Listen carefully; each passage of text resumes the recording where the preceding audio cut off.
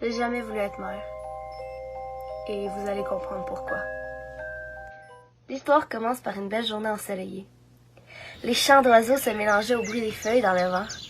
Les chants de toutes les couleurs s'étalaient à l'horizon. Sur le plus beau des terrains de la campagne se trouvait une majestueuse demeure, datant des années 60. Une maison si grande qu'elle pouvait accueillir une très grande famille. Pourtant, il y a quelques années, c'était un couple qui se l'était procuré. Les voisins se sont toujours demandé pourquoi 2 personnes voulaient à tout prix cette maison. Après tout, rien n'était à craindre de ces gens. C'est seulement après une année que les problèmes commencèrent pour eux. Suivant des années d'attente, la jeune femme tomba finalement enceinte de leur premier enfant. Le couple était fou de joie. Seulement, cette joie ne dura que très peu longtemps. L'homme tomba malade. Il eut le cancer.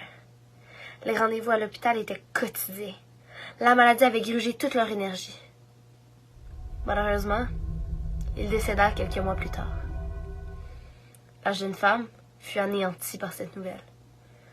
Ce bébé, elle allait devoir l'élever seule, sans son mari. L'épouse ne travaillait pas.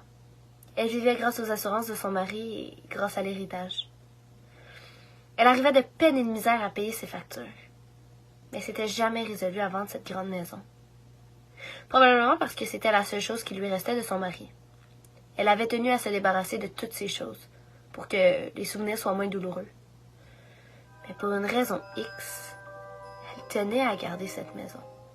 Le 30 septembre 2002, la jeune femme donna naissance à une petite fille qu'elle prénomma Margot, en mémoire de la grand-mère de son défunt mari.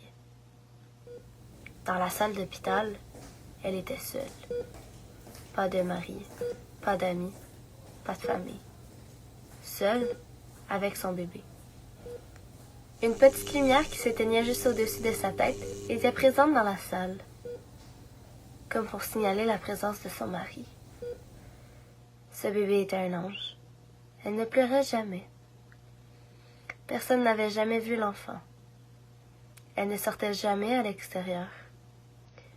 C'est seulement après son 3e anniversaire que plus personne n'entendit parler de la fillette. La femme continuait sa vie, mais on voyait jamais sa fille dans le village. Personne s'en souciait vraiment. Elle voulait probablement juste protéger sa fille de la vie extérieure. Cependant, à chaque mois d'octobre, un phénomène étrange se produit. La femme ne sortait plus de chez elle durant tout le mois. Elle disparaissait complètement de la surface de la terre. Pourtant, pour elle, la vie continuait normalement, sauf la nuit. Depuis près de 2 ans, des bruits suspects se faisaient entendre partout dans la maison, sans toutefois en connaître la provenance.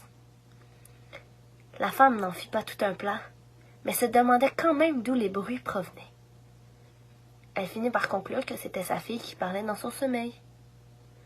Au beau milieu d'une nuit orageuse d'octobre, les bruits commencèrent à s'intensifier au point où la femme ne pouvait plus dormir. Elle descendit tranquillement les escaliers, qui craquèrent sous la pression de chacun de ses pas. Elle se rendit près de son petit trésor. Elle n'arrêtait pas de pleurer et de crier. Elle visita la tombe de sa fille et lui demanda d'arrêter, mais cela ne changea rien. Ring around the rosy, pocket full of posy, ashes, ashes, we all fall down.